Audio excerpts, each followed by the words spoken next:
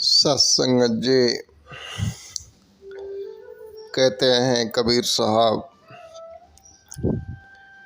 कि कबीर खड़ा बाजार में सबकी मांगत खैर, ना काहू से दोस्ती ना काहू से बैर।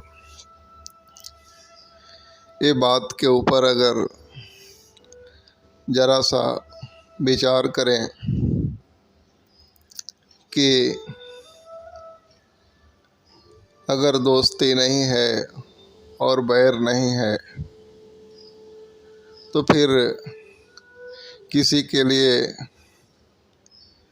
अच्छा मांगना या बुरा मांगना का जो भाव बन रहा है वो किस लेवल पे है। क्योंकि किसी के लिए भला मांगना, किसी का कल्याण हो ऐसी मांग करना ईश्वर से, ये दर्शाता है कि हम जिसके लिए भला मांग रहे हैं उससे हमारा को प्रेम है, दोस्ती है, उसकी चाहना है। या वहीं पे अगर उलट के बात को देखें कि किसी का बुरा मांगना, ये भी दर्शाता है कि जिसके लिए बुरा मांग रहे हैं वो व्यक्ति हमें पसंद नहीं है या काफ़ी हद तक जो है वो हमें दुख पहुंचाता है, या कोई और भी कारण हो सकते हैं जिसके कारण वो हमें अप्रिय लगता है।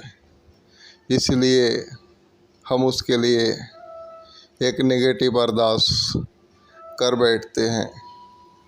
लेकिन यहाँ कबीर साहब कह रहे हैं कि कबीर खड़ा बाजार में सबकी मांगत खैर, ना काहू से दोस्ती ना काहू से बैर।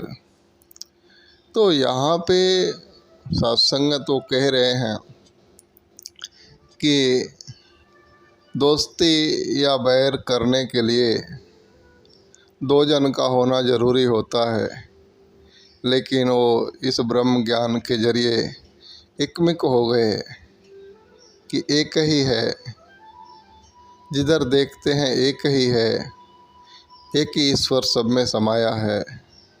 तो इसलिए इस भाव से वो जो है कि कह रहे हैं कि कबीर खड़ा बाजार में सबकी मांगत खैर, कि हे ईश्वर सब में तो तू ही है, तो फिर किसी से बैर क्या, किसी से दोस्ती क्या, तो सब कुछ है। तू कल्याण कर इस जगत का, जगत सुंदर हो।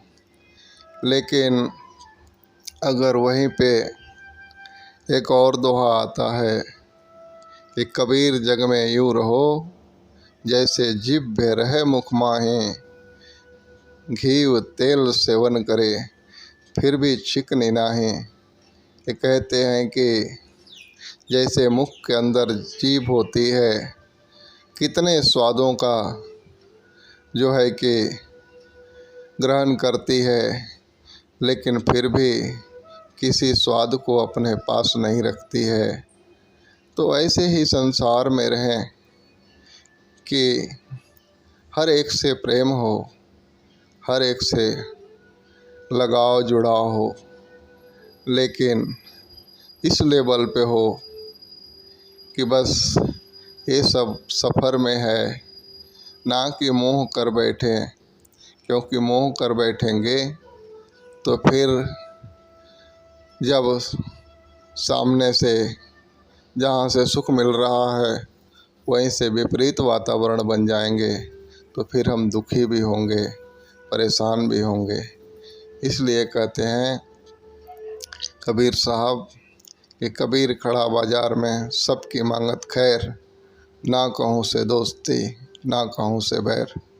कि सब कुछ ईश्वर से मात्र प्रेम करें, ना कि किसी उसकी रचना में ऐसे उलझ जाएं कि रचनाहार ही भूल जाए। तो रचनाहार को याद करते हुए हमें जो है कि प्रेम करनी है, भक्ति करनी है, जीवन को जीना है। प्यार से कहिए धन निरंकार जी।